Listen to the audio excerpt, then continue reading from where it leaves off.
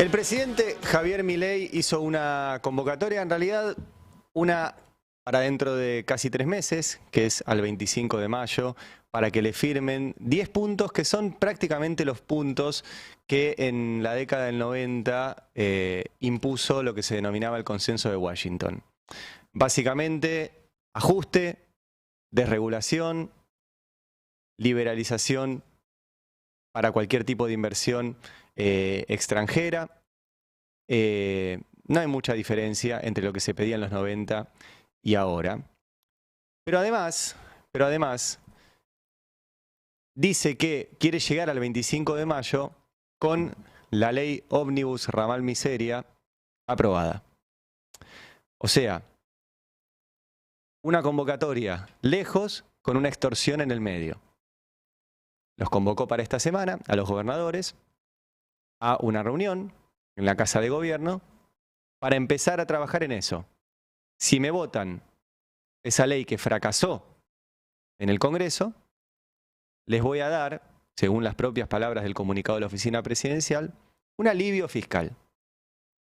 Un alivio fiscal. O sea que básicamente el presidente extorsiona una vez más a los gobernadores para que luego vayan y le avalen un programa de gobierno que culminó con el estallido del 2001. Porque el Consenso de Washington terminó para la Argentina con 40 asesinados, récord de pobreza, récord de desempleo, récord de baja de salarios. Y esa sí fue una herencia dura que hubo que remontar, mucho peor de la que recibió Javier Milei. Tendrán que decidir los gobernadores si aceptan esa extorsión o si empiezan a pensar en sus pueblos. Y ayer apareció, hay varios gobernadores que ya le han dicho que no y que se le han plantado a Javier Milei, pero ayer apareció la figura de Axel Kicillof como, creo yo, el claro referente frente a esta maniobra, a esta nueva maniobra que está haciendo el presidente Javier Milei. Obviamente tiene demasiada buena prensa el diálogo y varios de los gobernadores, sobre todo los de Juntos por el Cambio, automáticamente dijeron que iban a acompañar, que les parecía bien la convocatoria. Falta mucho. De hecho, el propio Martín Yarlora dijo, falta mucho para el 25 de mayo, en el medio hay cosas que solucionar. Pero la extorsión de Milei está. La extorsión de Milei está. Y la puso ayer en la convocatoria desde la oficina presidencial. Bueno, ayer mismo Axel Kicillof dijo varias cosas interesantes. Les quiero compartir dos. Y una que tiene que ver con el superávit imaginario, el superávit falso que festejó Javier Milei y que festejó el ministro de Economía, Luis Caputo. Y Axel Kicillof se refirió a esto. Vamos a escucharlo. Cuando Milei defiende orgulloso el ajuste, tal vez no comprende o tal vez no le importa el daño que causa parar las 900 obras que el gobierno nacional tenía en marcha en la provincia de Buenos Aires. Son obras fundamentales para ampliar los derechos y mejorar la vida de los bonaerenses. Para él, la obra es sinónimo de corrupción. No conoce nuestra provincia ni ninguna otra y no sabe de sus necesidades. La obra pública no solo genera empleo y reactivación de las economías locales en cada uno de los municipios, en cada pueblo, sino que, para su conocimiento, esas obras nunca las podría haber hecho un privado, simplemente porque no dan ganancia, ni tampoco las financiarán los vecinos porque exceden sus presupuestos familiares. O las hace el Estado o no hay dignidad en la provincia de Buenos Aires. Milei festejó un superávit imaginario porque, entre otras cosas, recortó toda la obra pública. Y los datos son claros. Se perdieron 100.000 puestos de trabajo en la construcción y 200.000 en términos indirectos vinculados a ese parate de la obra pública. 300.000 puestos de trabajo solamente en ese rubro que Milei eligió recortar. Así como recortó en jubilaciones, recortó en salarios de trabajadores estatales, recortó en universidades, recortó en salud, no recortó en pago de deuda. Lo único que no solo no recortó, sino que aumentó durante el mes de enero fue el pago de deuda. De hecho, ayer Axel Kicillof hizo mención, algo que comentamos aquí en alguna editorial, que era la soncera número 31 del libro de Arturo Jaureche, Sonceras Argentinas, que era aquella por la cual un presidente del siglo que Milei admira, que es el siglo XIX, dijo que pagaría la deuda sobre el hambre y la sed de los argentinos. El presidente Nicolás Avellaneda dijo eso, predecesor de Roca.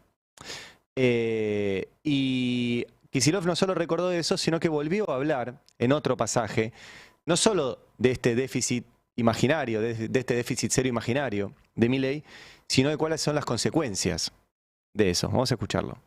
Después de este salvaje ajuste sobre el conjunto de la sociedad, se festeja estar llegando al déficit cero, incluso con manifiesta alegría, una perversa alegría surgida del sufrimiento de las mayorías.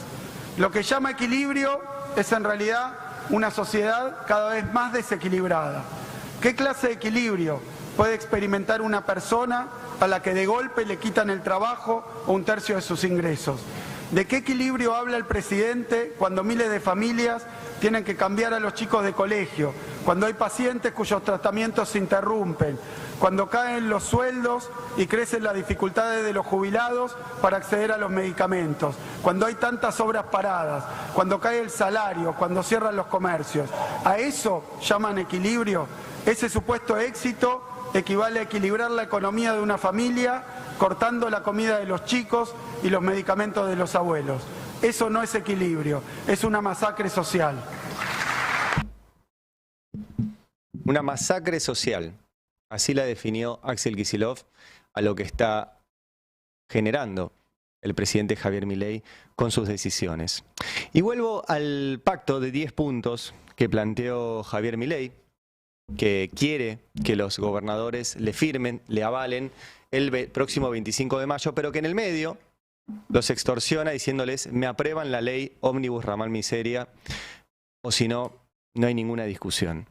Esos 10 puntos, como les decía, son prácticamente calcados a lo que se conoció como el consenso de Washington. El punto 1 dice la inviolabilidad de la propiedad privada. El consenso de Washington decía seguridad jurídica para los derechos de propiedad. El segundo punto dice equilibrio fiscal innegociable. El primer punto del Consejo de Washington decía disciplina en la política fiscal. El tercer punto dice la reducción del gasto público a niveles históricos en torno al 23% del Producto Bruto. El segundo punto del Consenso de Washington decía redirección del gasto público en subsidios. El cuarto punto dice una reforma tributaria que reduzca la presión impositiva, simplifique la vida, etc. El tercer punto del Consenso de Washington hablaba de reforma tributaria. El sexto punto habla de un compromiso de las provincias de avanzar en la explotación de los recursos naturales, o sea, que vengan empresas a llevarse los recursos. El séptimo punto del Consenso de Washington hablaba de liberalización de las barreras para la inversión extranjera directa, y así podría seguir con este punteo que demuestra que no hay nada nuevo. Ahora, ayer Axel Kicillof hizo lo que tienen que hacer los gobernadores. Y tomó el liderazgo en ese sentido, que es decirle, bueno, ¿quiere un pacto? Perfecto. Pero no son esos 10 puntos, son estos 7. Son estos 7. ¿Y cuáles le planteó Kicillof? Bueno, 7 puntos. La inmediata reactivación de las obras públicas frenadas caprichosamente que afectan la vida de los 135 municipios bonaerenses.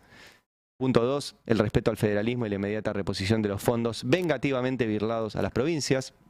Punto 3, la devolución de los fondos del FONID para los salarios docentes y los fondos para las universidades y el transporte. Punto 4, la urgente distribución de recursos destinados a los comedores y los medicamentos que se interrumpieron de manera tan insensible como incomprensible. Punto 5, dijo Kicillof, la derogación del DNU ilegal, anticonstitucional según todos los especialistas de todas las vertientes y que es el marco para el saqueo de recursos provinciales que se viene realizando. Punto 6, el firme rechazo al delirante proyecto de dolarización que debilitaría la soberanía monetaria, multiplicaría la desigualdad y que favorece únicamente al narcotráfico. Y punto 7, el dragado del canal Magdalena y la defensa irrestricta de nuestra patria y nuestra historia con el firme reclamo por la soberanía en Malvinas. Bueno, ahí hay una agenda de trabajo. y la planteó ayer el gobernador, con más votos del país, que fue reelecto incluso tras el pésimo gobierno anterior, le sacó 20 puntos de ventaja y está ahí, planteando una agenda. Y una agenda donde claramente 7 es más que 10. 7 es más que 10. Los 7 puntos que planteó Kicillof son claramente más que los 10 puntos de saqueo y de miseria planificada y de caos planificado y de crueldad planificada que quiere Milei que le firmen los gobernadores. 7 es más que 10.